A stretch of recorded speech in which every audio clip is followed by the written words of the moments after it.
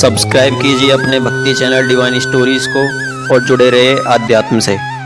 या देवी सर्वभूतेषु शक्ति रूपेण संस्थिता नमस्तस्यै नमस्तस्यै नमस्तस्यै नमो नमः। नमस्कार दोस्तों, आप सभी का स्वागत है।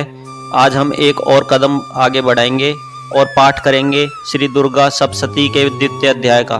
पिछले अध्याय में हमने माँ महामाया की शक्ति और मोह के बारे में जाना।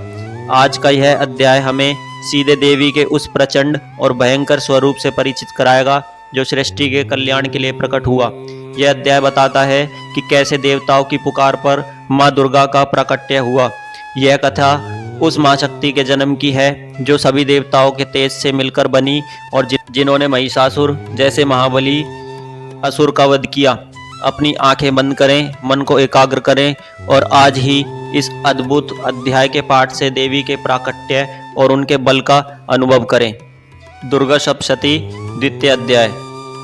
ओम मध्यम चरित्र के विष्णु ऋषि, महालक्ष्मी देवता, उक्षणछद, शाकंभरी शक्ति, दुर्गा बीज, वायु तत्व और यजुर्वेद स्वरूप है। श्री महालक्ष्मी की प्रसन्नता के लिए मध्यम चरित्र के पाठ में इनका विनियोग है। मैं कमल के आसन पर बैठी हुई प्रसन्न मुख वाली महिषासुर मर्दिनी भगवती महालक्ष्मी का भजन करता हूँ, जो अपने हाथों में अक्षमाला, फरसा, गदा, बाण, वज्र, पद, धनुष, कुंडिका, दंड, शक्ति, खड़ग, ढाल, शंख, घंटा, मधुपात्र, शूल, पाश और चक्र धारण करती है। ऋषि कहते हैं, पूर्व काल में देवताओं और असुरों ने पूरे 100 वर्षों तक घोर संग्राम किया। उसमें असुरों का स्वामी महिषासुर था और देवताओं के नायक इंद्र थे। उस युद्ध में देवताओं की सेना महाबली असुरों से परास्त हो गई। संपूर्ण देवताओं को जीतकर महिषासुर इंद्र बन बैठा। तब पराजित देवता प्रजापति ब्रह्मा जी को आगे करके उस स्थान पर गए जहां भगवान शंकर और विष्णु विराजमान थे। देवताओं ने महिषासुर के पराक्रम तथा उनकी पराजय का यथावत वृतांत उन दोनों देवेश्वरों से विस्तार पूर्वक कह सुनाया।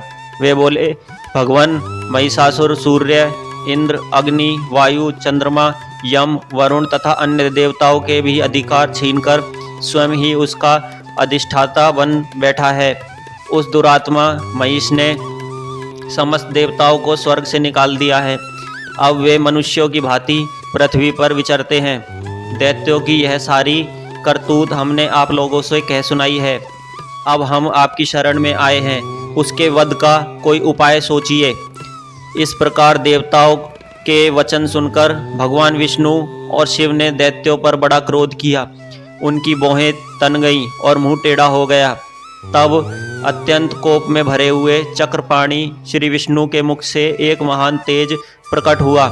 इसी प्रकार ब्रह्मा, शंकर तथा इंद्र आदि अन्य देवताओं के शरीर से भी बड़ा तेज प्रकट हुआ। वह सब मिलकर एक हो गया। महान तेज का वह पुंज जाज्वल्यमान पर्वत सा जान पड़ता था। देवताओं ने देखा, वहां उनकी ज्वालाएं संपूर्ण दिशाओं में व्याप्त हो रही थी। संपूर्ण देवताओं के शरीर से प्रकट हुए उस तेज की कहीं तुलना नहीं थी। एकत्रित होने पर भी वह एक नारी के रूप में परिणित हो गया और अपने प्रकाश से तीनों लोकों में व्याप्त जान पड़ा। भगवान शंकर का जो तेज था उससे उस देवी का मुख प्रकट हुआ। यमराज के तेज से उसके सिर में बाल निकल आए। श्री विष्णु भगवान के तेज से उसकी भुजाएं उत्पन्न हुई। चंद्रमा के तेज से दोनों स्तनों का और इंद्र के तेज से मध्य भाग का प्रादुर्भाव हुआ। वरुण के तेज से जंघा और पिडली तथा पृथ्वी के तेज से नितंब भाग का प्रकट हुआ। ब्रह्मा के तेज से दोनों चरण और सूर्य के तेज से उनकी उंगलियां हुई। वसुओं के तेज से हाथों की उंगलियां और कुबेर के तेज से नासिका प्रकट हुई। उस देवी के दांत प्रजापति के तेज से और तीनों नेत्र अग्नि के तेज से प्रकट हुए थे। उसकी भौहें संध्या के और कान वायु के तेज से उत्पन्न हुए थे। इसी प्रकार अन्य देवताओं के तेज से भी उस कल्याणमणि देवी का आविर्भाव हुआ। तदंतर समस्त देवताओं के तेज पुंज से प्रकट हुई देवी को देखकर महिषासुर के सताए हुए देवता बहुत प्रसन्न हुए। पिनाकधारी भगवान शंकर ने अपने शूल से एक शूल निकालकर उन्हें दिया। फिर भगवान विष्णु भी अपने चक्र से चक्र उत्पन्न करके भगवती को अर्पण किया। वरुण ने भी शंख भेंट किया। अग्नि ने उन्हें शक्ति दी और वायु ने धनुष तथा बाण से भरे हुए 2 तरकश प्रदान किए। सहस्त्र नेत्रों वाले देवराज इंद्र ने अपने वज्र से वज्र उत्पन्न करके दिया और ऐरावत हाथी से उतारकर एक घंटा भी प्रदान किया। यमराज ने काल दंड से दंड, वरुण ने पाश, प्रजापति ने स्फटिकाक्ष की माला तथा ब्रह्मा जी ने कमंडलू भेंट किया। सूर्य ने देवी के समस्त रोम कूपों में अपनी किरणों का तेज भर दिया। काल ने उन्हें चमकती हुई ढाल और तलवार दी। क्षीर समुद्र में उज्जवल हार तथा कभी जीर्ण होने वाले 2 दिव्य वस्त्र भेंट किए। साथ ही उन्होंने दिव्य चूड़ामणि, 2 कुंडल कड़े, उज्जवल अर्धचंद्र, सब बाहुओं के लिए केयूर, दोनों चरणों के लिए निर्मल नूपुर, गले की सुंदर हंसली और सब उंगलियों में पहनने के लिए रत्नों की बनी अंगूठियां भी दी। विश्वकर्मा ने उन्हें अत्यंत निर्मल फरसा भेंट किया। साथ ही अनेक प्रकार के अस्त्र और अभेद कवच दिए। इनके सिवा मस्तक और वक्ष स्थल पर धारण करने के लिए कभी न कुंभलाने वाले कमलों की मालाएं दी। जल्दी ने उन्हें सुंदर कमल का फूल भेंट किया। हिमालय ने सवारी के लिए सिंह तथा भांति भांति के रत्न समर्पित किए। ध्यानाध्यक्ष कुबेर ने मधुर से भरा पान पात्र दिया तथा संपूर्ण नागों के राजा शेष ने, जो इस पृथ्वी को धारण करते हैं, उन्हें बहुमूल्य मणियों से विभूषित नागहार भेंट दिया। इसी प्रकार अन्य देवताओं ने भी आभूषण और अस्त्र शस्त्र देकर देवी का सम्मान किया। तत्पश्चात उन्होंने बारंबार अट्ठासपूर्वक उच्च स्वर से गर्जना की। उनके भयंकर नाद से संपूर्ण आकाश गूंज उठा। देवी का वह अत्यंत उच्च स्वर से किया हुआ सिंहनाद कहीं समा न सका। आकाश उनके सामने लघु प्रतीत होने लगा। उससे बड़े जोर की प्रतिध्वनि हुई, जिससे संपूर्ण विश्व में हलचल मच गई और समुद्र कांप उठे, पृथ्वी डोलने लगी और समस्त पर्वत हिलने लगे। उस समय देवताओं ने अत्यंत प्रसन्नता के साथ सिंहवाहिनी भवानी से कहा, देवी तुम्हारी जय हो। साथ ही महर्षियों ने भी भक्ति भाव से विनम्र होकर उनका स्तवन किया। संपूर्ण त्रिलोकी को शोभग्रस्त देख दैत्यगण अपनी समस्त सेना को कवच आदि से सुसज्जित कर हाथों में हथियार ले सहसा उठकर खड़े हो गए। उस समय महिषासुर ने बड़े क्रोध में आकर कहा, यह क्या हो रहा है। फिर वह संपूर्ण असुरों से घिरकर उस सिंहनाद की ओर लक्ष्य करके दौड़ा और आगे पहुंचकर उसने देवी को देखा, जो अपनी प्रभा से तीनों लोकों को प्रकाशित कर रही थी। उनके चरणों के भार से पृथ्वी दबी जा रही थी। माथे के मुकुट से आकाश में रेखा सी खिंच रही थी तथा वे अपने धनुष की टंकार से 7 पातालों को शुद्ध किए देती थी। देवी अपनी हजारों भुजाओं से संपूर्ण दिशाओं को आच्छादित करके खड़ी थी। तदंतर उनके साथ दैत्यों का युद्ध छिड़ गया।